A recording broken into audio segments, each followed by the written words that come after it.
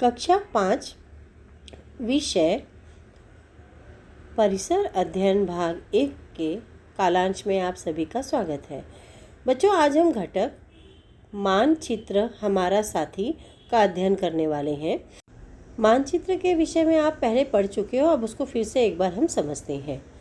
तो बच्चों, हमारे परिसर में आसपास की जो ज़मीन होती है वो कभी समान ऊंचाई की नहीं दिखाई देती।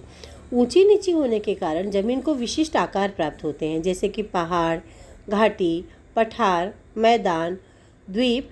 ये भूरूप तैयार होते हैं। इसका अध्ययन आपने तीसरे पाठ में किया था। अब हमारा परिसर कैसा है, इसे समझने के लिए वहाँ की भू रचना अर्थात प्राकृतिक रचना की जानकारी होना बहुत ही आवश्यक होता है। कक्षा 4 में हमने मानचित्र संबंधी कुछ जानकारियाँ प्राप्त की थी। उसमें हमने 5000 वर्ष पूर्व का मानचित्र देखा था। इसका अर्थ है कि इतने पुराने समय से मानव को मानचित्र बनाने की आवश्यकता महसूस हो रही थी। अब उस समय मानचित्रों का उपयोग क्यों करता होगा मानव? तो मुख्य रूप से युद्ध के लिए मानचित्रों का उपयोग करता था। युद्ध करते समय क्षेत्र की भू रचना अर्थात प्राकृतिक रचना की गहरी जानकारी की आवश्यकता होती थी और इस जानकारी के आधार पर शत्रु को पराजित करने के लिए दांवपेच खेलना सहज होता था। मानचित्र की सहायता से किसी भी प्रदेश की भू रचना और प्राकृतिक रचना को जब समझ लेते थे तो युद्ध लड़ने में आसानी होती थी। वहाँ कितने पहाड़ हैं, नदियाँ कितनी हैं, नदियों को पार करने के रास्ते कैसे मिलेंगे या पहाड़ों पे चढ़ने के रास्ते कैसे मिलेंगे, ये सभी जानकारियों को प्राप्त करने का जो उपयोग होता था वो मानचित्र से ही होता था। इसीलिए मनुष्य ने मानचित्र की रचना की थी। कागज पर मानचित्र को खींचते समय किसी भी स्थान की लंबाई और चौड़ाई तो सहजता से हम दिखा सकते हैं, परंतु उस भू रचना की गहराई और ऊंचाई को दिखाने में बहुत ही असुविधा होती है। तो इन मुद्दों को मानचित्र में दिखाने के लिए भिन्न भिन्न पद्धतियों का उपयोग किया जाता है। आज हम उनमें से 3 पद्धतियों को समझेंगे। पहली है समोच्च रेखा पद्धति, दूसरी रंग पद्धति और तीसरी उठाव अथवा उभार दर्शक प्रारूप पद्धति, जिसे आप 3D भी समझ सकते हो। तो पहले समोच्च रेखा पद्धति क्या है वो समझते हैं। इस पद्धति का उपयोग मानचित्र में जमीन की ऊंचाई और निचलापन दर्शाने के लिए करते हैं, यानी जमीन कितनी ऊंची है और कितनी नीची है। जमीन की ऊंचाई समुद्र की सतह से नापते हैं। इसके बाद समान ऊंचाई के स्थान निश्चित किए जाते हैं कि जो जमीन समान ऊंचाई पर है वो निश्चित कर लिया जाता है उसका मापन करके। मानचित्र में उनका उल्लेख उचित स्थान पर किया जाता है। मानचित्र पर दिखाए गए ये स्थान रेखा की सहायता से एक दूसरे से जोड़े जाते हैं और समान ऊंचाई के स्थानों को जोड़ने की जो रेखा होती है उसी को समोच्च रेखा कहते हैं। जैसे कि आप इस मानचित्र को देखो, इसमें समान ऊंचाई के स्थानों के आधार पर रेखाएं खींची गई हैं।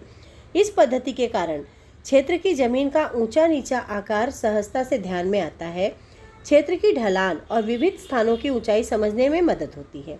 यह हमेशा ध्यान में रखना चाहिए कि यदि समोच्च रेखाओं के बीच की दूरी कम है तो इसका अर्थात उस स्थान की ढलान जो है तीव्र है, यानी ज़्यादा ढलान वाली वो ज़मीन है, और यदि यह दूरी अधिक है तो ज़मीन की ढलान जो है मंद है, यानी कम ढलान है। तो बच्चों, समोच्च रेखा पद्धति का इस प्रकार उपयोग करके हम ज़मीन की ऊंचाई और निचलापन दर्शा सकते हैं। अब जो अगली पद्धति है वह है रंग पद्धति।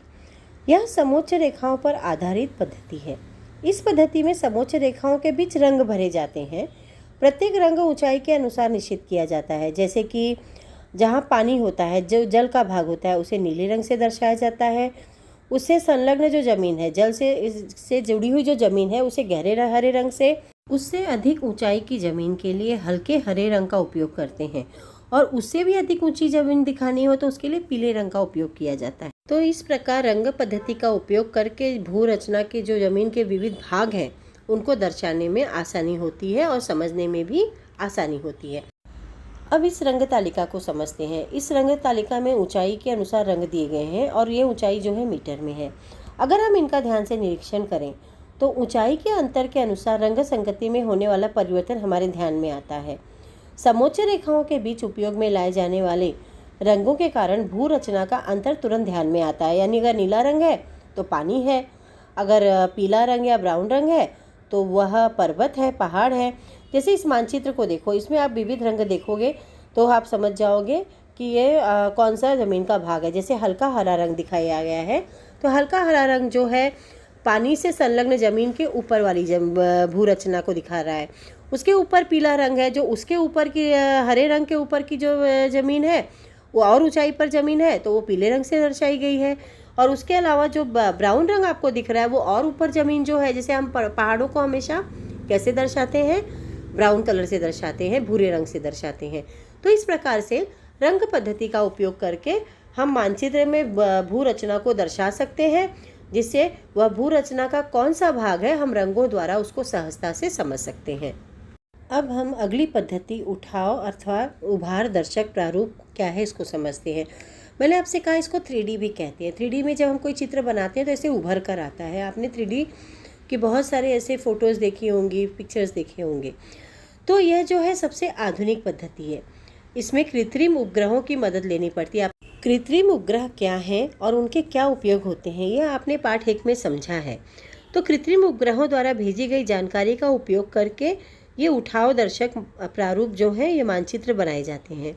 इस मानचित्र को अगर आप ध्यान से देखोगे तो यहाँ पर ऊंचाई के अनुसार भू रचना में होने वाले परिवर्तन जो है आपको स्पष्ट दिखाई देंगे। अब तक बताई गई तीनों पद्धतियों का उपयोग करके मानचित्र तैयार करने पर क्षेत्र की प्राकृतिक रचना अथवा भू रचना हमें सही से समझ में आती है। अर्थात कोई अगर ऊंची जगह है, ऊंचाई पर जो स्थित जगहें हैं जैसे पहाड़ वगैरह हैं, गहराई है अथवा ढलान इत्यादि का अनुमान हमें मानचित्र द्वारा हो जाता है। संगणक की सहायता से इस मानचित्र पर स्थित प्रत्येक बिंदु की ऊंचाई को हम देख सकते हैं। अब प्राकृतिक मानचित्रों का उपयोग कहाँ होता है इसको हम समझते हैं। तो सेना की गतिविधियों की जानकारी पाने के लिए प्राकृतिक मानचित्र का उपयोग करते हैं। यदि पहाड़ है तो पहाड़ पर जो सेना है वो कहाँ हो सकते हैं, इससे हम मानचित्र द्वारा हम इसकी जानकारी प्राप्त कर सकते हैं।